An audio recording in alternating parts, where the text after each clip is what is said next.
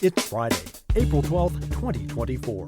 Welcome to episode 98 of the Alameda Postcast, an audio service of the Alameda Post. I'm your host, Scott Peeler. In this edition of the Postcast, the Planning Board approves the final phase of the Del Monte Warehouse redevelopment. The Teacher of the Year is a Franklin Falcon. Mayor Ashcraft issues a proclamation for Arab American Heritage Month and echoes calls for a ceasefire. A fire in the Posey Tube snarls traffic. Local veterans help the Alameda High School band. Mia Bonta authors a bill to address digital discrimination. And we examine destruction and construction in the rich history of Alameda. These stories and more on this episode of the Alameda Postcast. Our top story. On Monday, April 8th, the Planning Board conditionally approved a development plan and design review for the Del Monte Towns, 10 new townhomes to anchor the corner of Sherman and Clement across from Gene Sweeney Park. This is the third and final phase of the Del Monte warehouse development. In 2014, the city adopted a three-part master plan for the roughly 11-acre Del Monte warehouse property. Subarea A includes the historic Del Monte warehouse, which was completed in December of 23, now known as Alta Star Harbor. Subarea B, completed in 2018, includes a 31-unit senior living facility, Little John Commons, at Buena Vista and Sherman. That project satisfied the very low and low-income unit requirement for the master plan. Monday's approval was for Subarea C, a half-acre parcel where Sherman Street terminates at Clement Avenue. The project will consist of 10 row-house townhomes for sale and 2 common area lots. The townhomes will range from 1,862 square feet to 2,113, each with 3 bedrooms and 3.5 baths. Del Monte Towns will count as anywhere from 10 to 20 housing units. The variation is due to the fact that residents can choose to add a kitchenette to the ground floor bedroom, thus creating a junior accessory dwelling unit. The Planning Board unanimously approved the development plan, contingent on some exterior design changes, among other items. For a complete look at the proposed development, including maps and artist rendering, see Karen Jensen's article at alamedapost.com/news.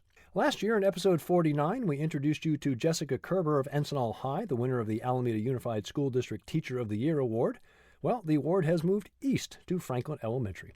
This year's honoree, second grade teacher Emily Pieri. Ms. Pieri grew up on Alameda and has been with AUSD for 18 years, also working at Bay Farm School and Edison Elementary. Nominations for AUSD Teacher of the Year come from parents, students, staff, and the wider community.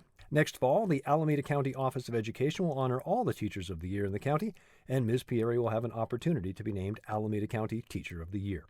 Get to know Ms. Pieri at alamedapost.com/news. At last week's City Council meeting, Mayor Marilyn Ezzy Ashcraft issued a proclamation declaring April as Arab American Heritage Month. Mayor Ashcraft's family is from Lebanon and Syria, and she has the distinction of not only being the first Arab American mayor of Alameda, but also the only Arab American mayor in the Bay Area. This year's theme is Celebrating Arab American Resilience and Diversity. In the proclamation, Mayor Ashcraft called on all Alamedans to, quote, learn more about the history, culture, and achievements of Arab Americans by reading books by Arab American authors, trying a tasty Arabic recipe, learning more about Arabic artists and filmmakers, and supporting the local Arab American businesses, end quote. In her proclamation, Mayor Ashcraft quoted from the recent White House proclamation of Arab American Heritage Month, which expressed the need to respond to the, quote, urgent humanitarian crisis, deliver desperately needed aid to Gaza, free the hostages taken during the brutal Hamas terrorist attack on October 7th, and establish an immediate ceasefire, which we would work to build into something more enduring, end quote. As noted in episode 84 in January of this year, Alameda City Council failed to endorse a letter from the mayor calling for an immediate ceasefire in Gaza. That vote ended in a 2-2 deadlock after January's marathon 6-hour council meeting. Councilmember Malia Vela had left earlier in that evening, setting the stage for the tie vote. For a look at the proclamation, including a link to the full text as well as reactions from Alameda families and friends for ceasefire and others, see Laura Thomas's opinion piece at alamedapost.com/op-ed. At 7:30 p.m. on Monday, Alameda Fire Department responded to a report of a small pickup truck that caught fire 1,900 feet into the Posey Tube, shutting down traffic, generating thick smoke that caught many Alamedans' attention. While AFD approached from the Alameda side, Oakland Fire approached from the other end. The Oakland crew found the burning vehicle. Many motorists left their vehicles and exited the tube on foot during the emergency and gathered at a collection area. The fire took 15 minutes to extinguish, and Caltrans was notified to activate Posey's ventilation system to clear the smoke. No injuries were reported to civilians or first responders. Evacuees were permitted to return to their vehicles once the fire was extinguished and the smoke was cleared. The Posey Tube was reopened to the public around 9 p.m. For a closer look, including pictures and video of the smoky situation, see alamedapost.com/news. When you do good work, you just might be surprised at the end result. That was illustrated beautifully last Friday as the Alameda High Marching Band was presented with a check for $5,000, courtesy of the Vietnam Veterans of America and American Legion Posts 9 and 647. Joe Laparo of Post 647 had been impressed by the band members waiting tables and playing music at an Elks Club breakfast. He found out that the band was heading to a competition in New York and was busy fundraising to meet the expense of the trip. He approached the other veterans organizations, noting, quote, "I took this information back to the groups thinking maybe we could raise $1,000. To my surprise, the Veterans Group opened up and all voted for much more than I expected from each. I am proud to say we raised $5,000. End quote. The band is currently on their trip. As noted on the AHS Band Booster website, the groups will participate in the Heritage Music Festival at Riverside Church, attend a performance of Hamilton on Broadway, take a dinner cruise down the Hudson, visit Times Square, Rockefeller Center, Radio City, and the Metropolitan Museum of Art, as well as the Empire State Building. I do hope someone in the group finds a deli that serves egg creams, one of New York's iconic treats. It's basically carbonated chocolate milk. For a look at the check presentation, see Kelsey Gore's article at alamedapost.com/news. Think about how much of your life is online. By definition, if you're listening to my voice, you're at least a visitor to the internet, and odds are you rely on access for a whole lot more. Just a few short years ago, it was a literal lifeline. Now imagine you don't have that access, and it's not your fault. That lack of access is sometimes the result of what is called digital discrimination. Assemblymember Mia Bonta has authored AB 2239, which could make California the first state to codify the Federal Communications Commission definition of digital discrimination into state law. It's not necessarily that service providers are intentionally discriminating, but that the focus on profits can often lead to large swaths of unserved areas. The advocacy group Oakland Undivided recently partnered with remote technology performance management company Hubble IQ to run nearly 500,000 speed tests across Oakland. The results were eye-opening. Quote, "Over 75% of the internet connections we tested never reached the speed threshold to be considered served," end quote, according to Oakland Undivided Director Patrick Messick. Some internet service providers are pushing back on the legislation. This story, yet another example of the expanded coverage available to Alameda Post readers thanks to our relationship with KQED. To find this story and others, scroll to the bottom of any article on alamedapost.com and click KQED Curated Content.